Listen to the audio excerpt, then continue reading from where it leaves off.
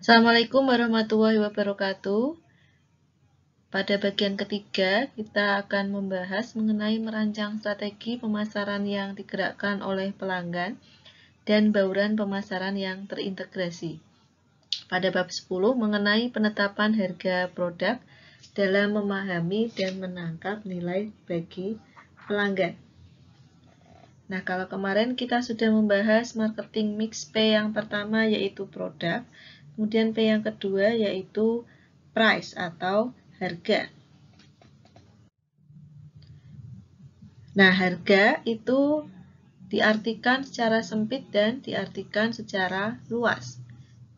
Secara sempit ini didefinisikan sebagai jumlah uang yang ditagihkan untuk suatu produk atau jasa. Sedangkan diartikan secara lebih luas yaitu sebagai jumlah nilai yang ditukarkan konsumen untuk keuntungan memiliki dan menggunakan produk atau jasa. Kemudian konsep dan peranan harga. Jadi dengan penetapan harga ini adalah salah satu keputusan terpenting dalam pemasaran karena satu-satunya unsur dalam bauran pemasaran yang mendatangkan pemasukan atau pendapatan bagi perusahaan. Sedangkan ketiga unsur seperti produk atau P yang lain, produk, place, dan promotion, ini menyebabkan timbulnya biaya atau pengeluaran. Harga ini juga merupakan unsur bauran pemasaran yang bersifat fleksibel. Artinya ini bisa diubah dengan cepat. Nah, beda halnya dengan karakteristik sebuah produk atau komitmen terhadap saluran distribusi. Nah, kedua hal terakhir tidak bisa diubah atau disesuaikan dengan mudah dan cepat karena menyangkut keputusan jangka panjang. Nah, harga ini dapat dinyatakan dalam berbagai istilah seperti contohnya tarif, iuran, sewa, bunga, premium, gaji, honorarium, upah, dan lain sebagainya. Kemudian kalau dari sudut pandang pemasaran, ini harga merupakan satuan moneter atau ukuran lainnya yang ditukarkan agar memperoleh hak kepemilikan atau penggunaan suatu barang atau jasa.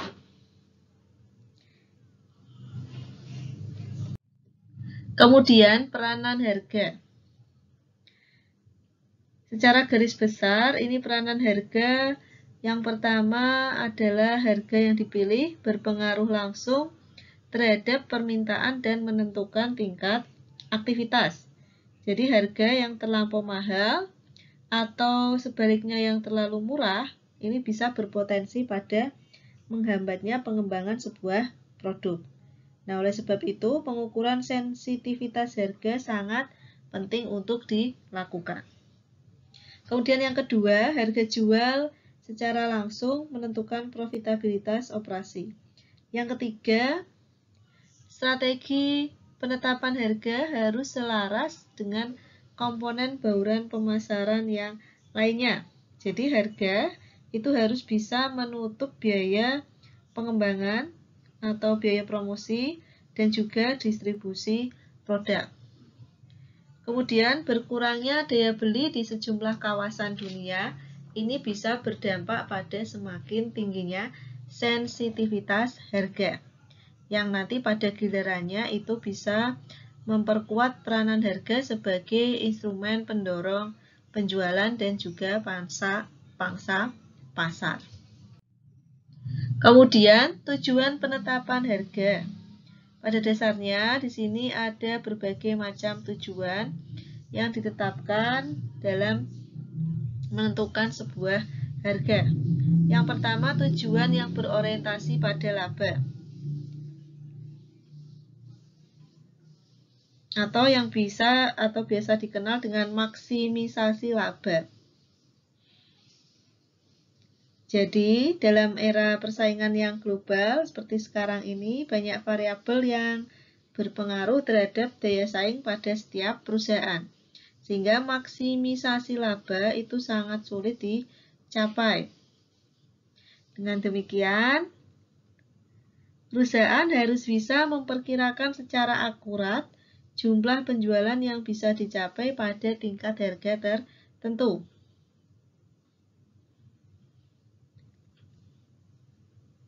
Nah, target margin ini merupakan target laba pada sebuah produk yang dinyatakan sebagai persentase yang mencerminkan rasio laba terhadap penjualan. Kemudian yang kedua, tujuan berorientasi volume. Jadi selain berorientasi pada laba, perusahaan menetapkan harga ini berdasarkan tujuan yang berorientasi pada volume tertentu. Jadi harga ditetapkan sedemikian rupa agar bisa mencapai target volume penjualan.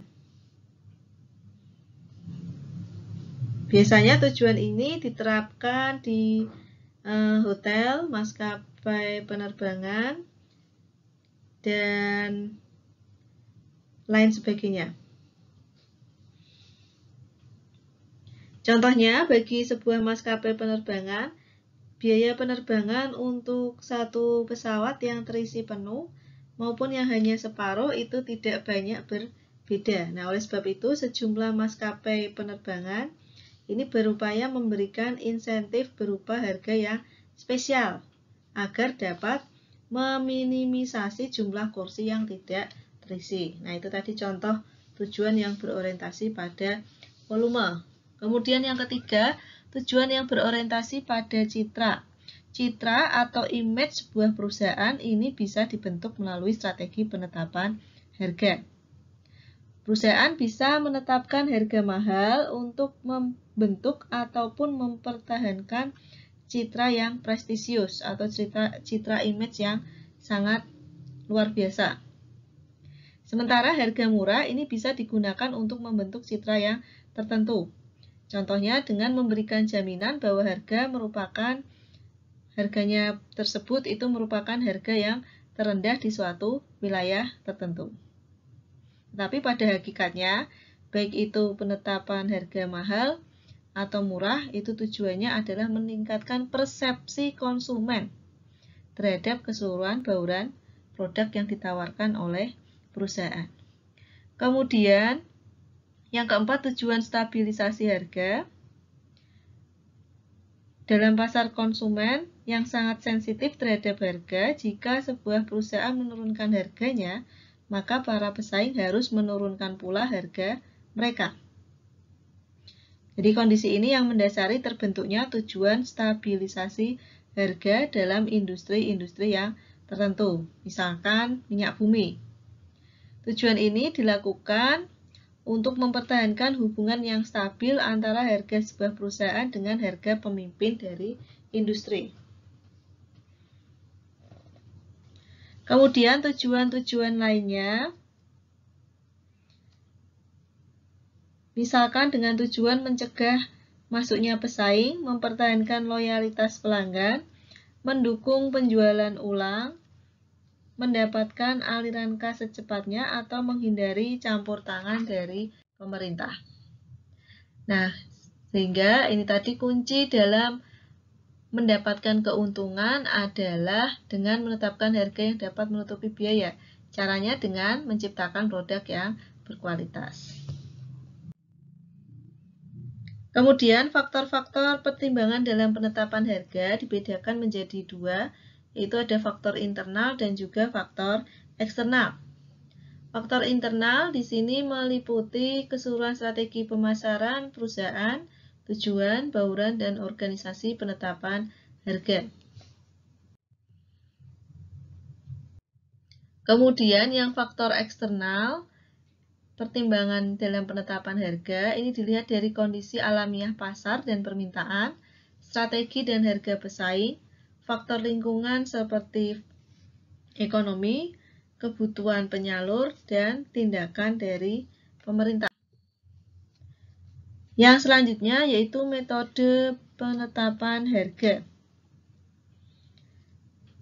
Yang pertama yaitu skimming pricing.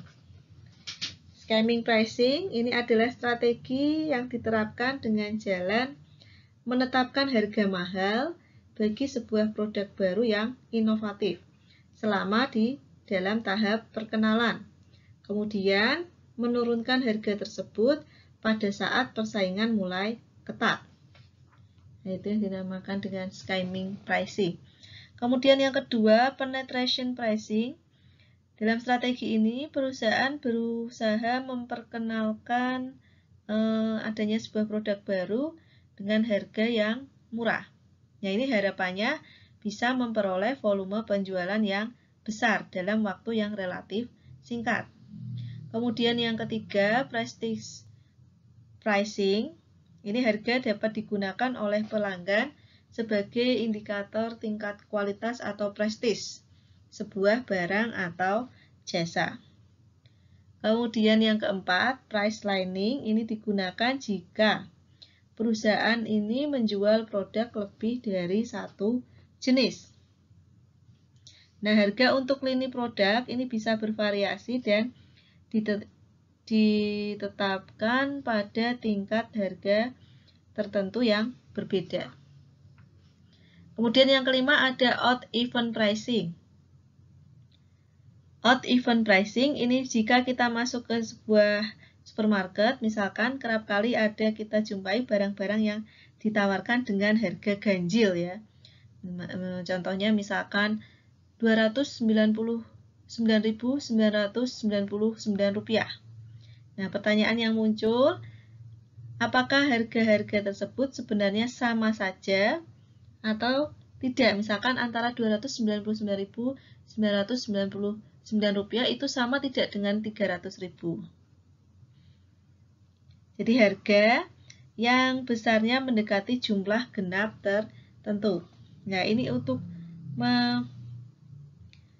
membuat konsumen itu untuk berpikir kira-kira ini tuh termasuk harga murah atau harga yang mahal. Kemudian yang keenam, demand backward pricing. Jadi kadangkala perusahaan ini memperkirakan suatu tingkat harga yang bersedia dibayar oleh konsumen untuk produk-produk yang relatif lebih mahal. Contohnya adalah shopping goods, seperti sepatu yang bermerek atau pakaian yang terkenal. Kemudian perusahaan bersangkutan menentukan margin yang harus dibayarkan kepada wholesaler maupun retailer. Setelah itu barulah harga jualnya dapat ditentukan. Nah, jadi proses ini berjalan ke belakang sehingga istilahnya disebut dengan demand backward pricing. Berdasarkan target harga tertentu, kemudian perusahaan menyesuaikan kualitas komponen-komponen produknya, atau dengan kata lain, produk didesain sedemikian rupa sehingga bisa memenuhi target harga yang ditetapkan. Kemudian yang ketujuh, produk bundle pricing.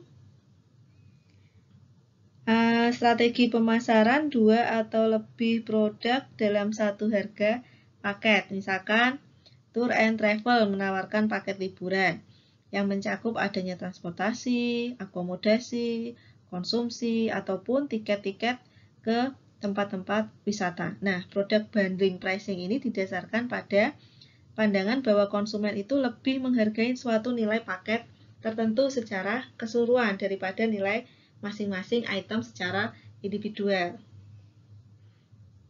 Kemudian yang ke-8, optional product pricing.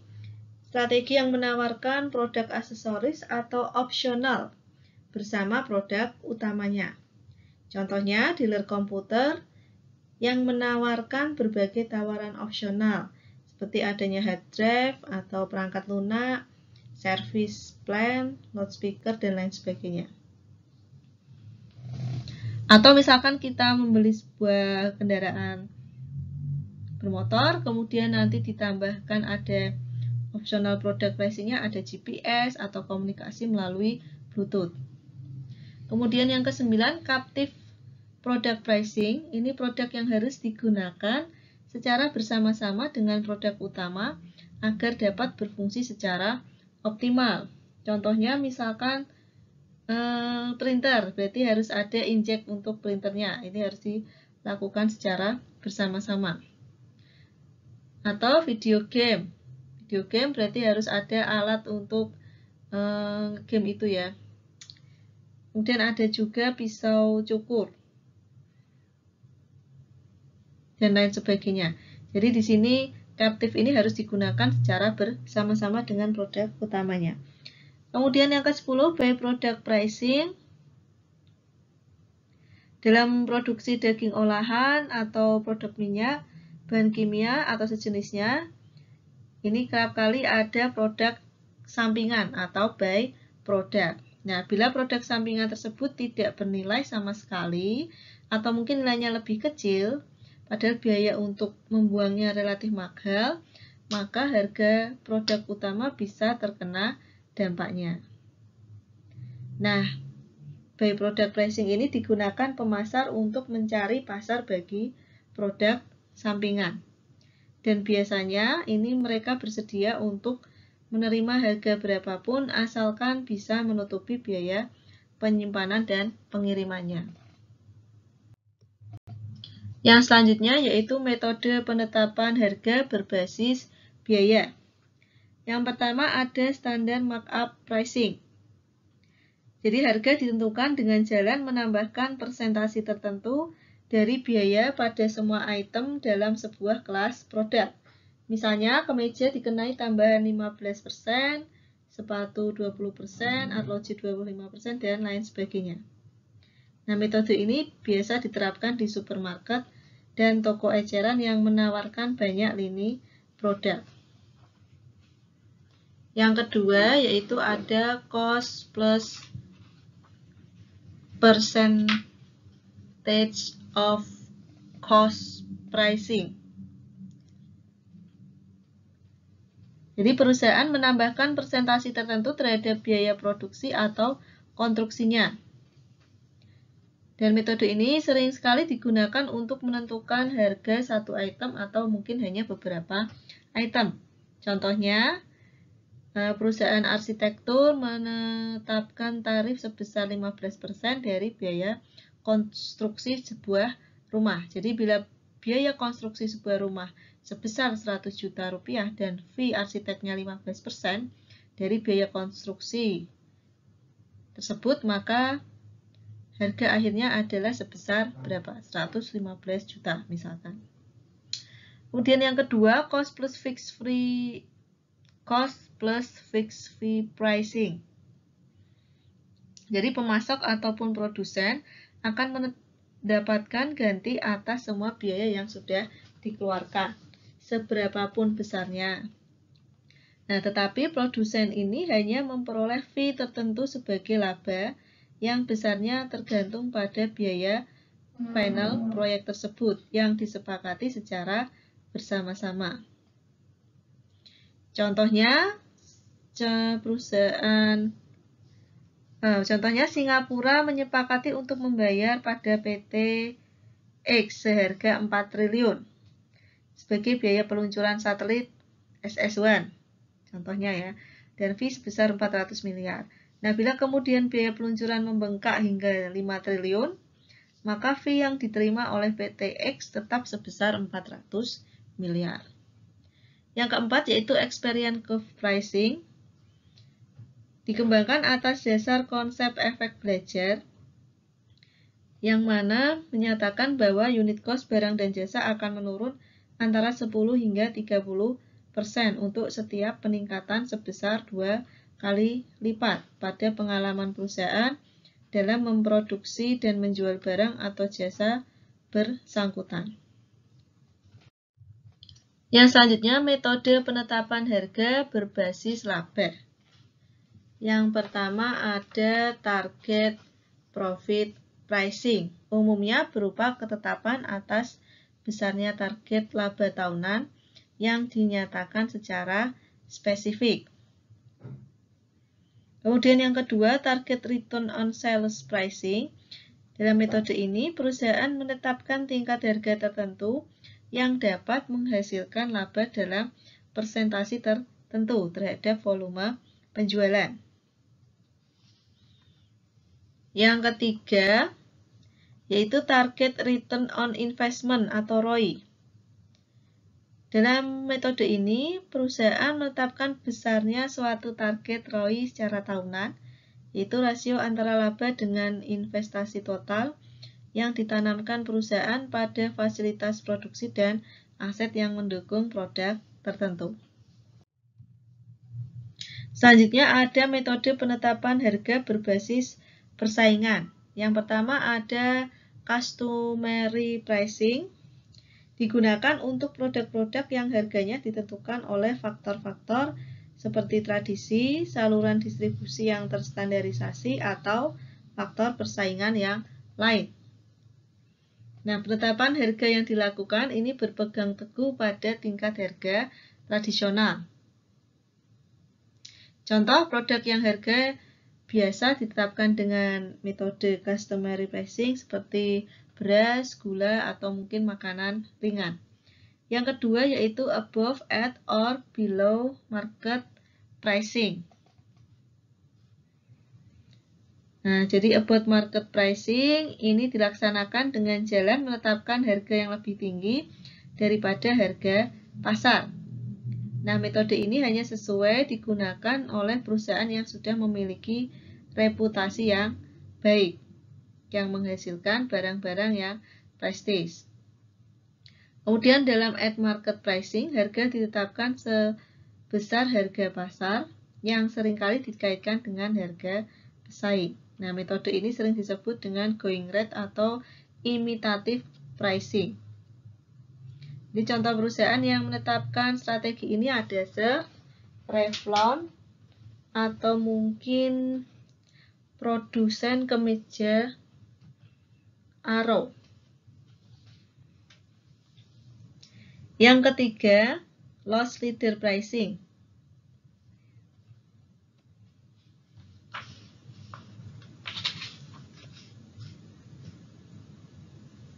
Kemudian yang keempat ada sale bid pricing. Metode ini digunakan atau menggunakan sistem penawaran harga dan biasanya melibatkan agen pembelian. Kemudian strategi penyesuaian harga.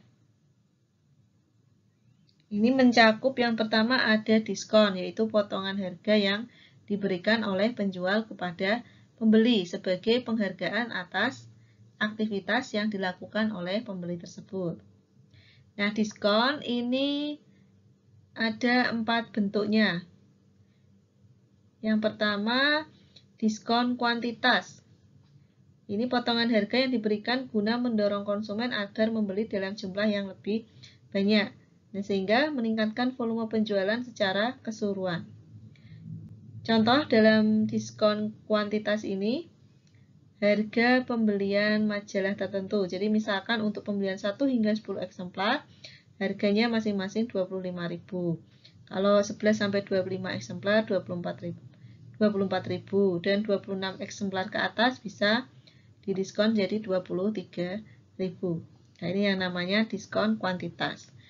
Yang kedua ada diskon kuantitas kumulatif. Jadi diskon kuantitas ini terdiri atas 2 jenis, ada diskon kuantitatif kumulatif dan diskon kuantitas non-kumulatif. Diskon kuantitatif kumulatif diberikan kepada konsumen yang membeli produk selama periode waktu tertentu. Contohnya terus-menerus selama 1 tahun. Kemudian kalau diskon kuantitas non-kumulatif ini didasarkan pada pesanan pembelian secara individu. Jadi hanya diberikan pada satu pembelian dan tidak dikaitkan dengan pembelian sebelum dan sesudahnya. Kemudian jenis diskon yang kedua yaitu diskon musiman atau seasonal diskon, yaitu potongan harga yang diberikan kepada konsumen yang membeli produk di luar musim atau periode permintaan puncak. Kemudian yang ketiga ada diskon cash atau cash diskon, yaitu potongan yang diberikan apabila pembeli membayar tunai barang-barang yang dibelinya atau membayarnya dalam jangka waktu tertentu sesuai dengan perjanjian transaksi. Jadi ada termin penjualan, term 2 strip 10 N30 misalkan. Kemudian yang keempat ada trade atau functional discount. Diberikan oleh produsen kepada para distributor yang terlibat dalam pendistribusian barang dan pelaksanaan fungsi-fungsi tertentu. Kemudian strategi penyesuaian harga yang kedua yaitu ada allowance. Ada 3 bentuk allowance yang digunakan yaitu ada trade-in allowance, promotional allowance, dan product allowance. Jadi allowance itu pengurangan dari harga menurut daftar atau dari list price-nya kepada pembeli karena adanya aktivitas-aktivitas tertentu yang dilakukan oleh pembeli. Kemudian yang ketiga ada segmented pricing. Jadi dalam segmented pricing, perusahaan menjual produk atau jasa dengan 2 atau lebih macam harga meskipun perbedaan harga tidak mencerminkan perbedaan biaya. Nah, bentuk-bentuk dalam segmenting pricing itu ada customer segment pricing, product form pricing, channel pricing, location pricing, dan time pricing.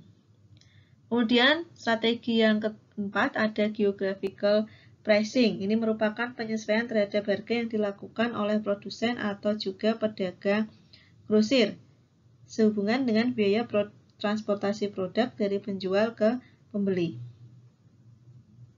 Nah, ada 2 metode yang biasa digunakan untuk melakukan penyesuaian geografis.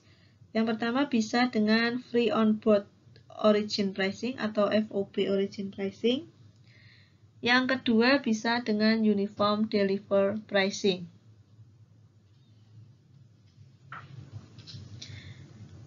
Kemudian yang kelima strategi penyesuaian harga international pricing. Jadi jika perusahaan memasarkan produknya itu ke sejumlah negara, maka perusahaan yang bersangkutan harus memutuskan tingkat harga yang dibebankan untuk setiap negara yang dimasuki.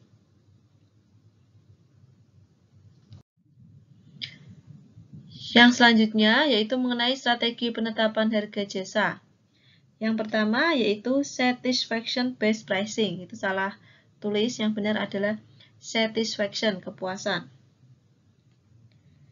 Jadi tujuan utama satisfaction based pricing ini adalah menekankan adanya resiko-resiko pembelian jasa seperti resiko finansial, sosial, psikologis, keamanan, dan lain sebagainya.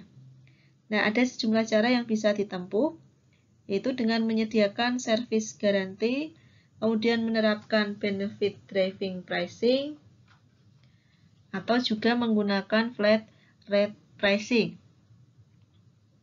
Kemudian yang kedua, relationship pricing. Jadi pada prinsipnya ini merupakan upaya yang menarik, mempertahankan, dan meningkatkan relasi dengan para pelanggannya. Strategi ini bisa bermanfaat bagi perusahaan maupun pelanggan. Kalau bagi perusahaan itu mempertahankan pelanggan jauh lebih murah dibandingkan meraih pelanggan yang baru. Sementara itu, pelanggan juga diuntungkan bila menjalin hubungan jangka panjang dengan penyedia jasa yang kompeten dan terpercaya. Kemudian yang ketiga yaitu efisiensi pricing. Jadi aspek utama dalam strategi efisiensi pricing adalah pemahaman, pengelolaan, dan penekanan biaya. Sebagian atau seluruh penghematan biaya akan diteruskan kepada para pelanggan dalam bentuk harga yang lebih murah.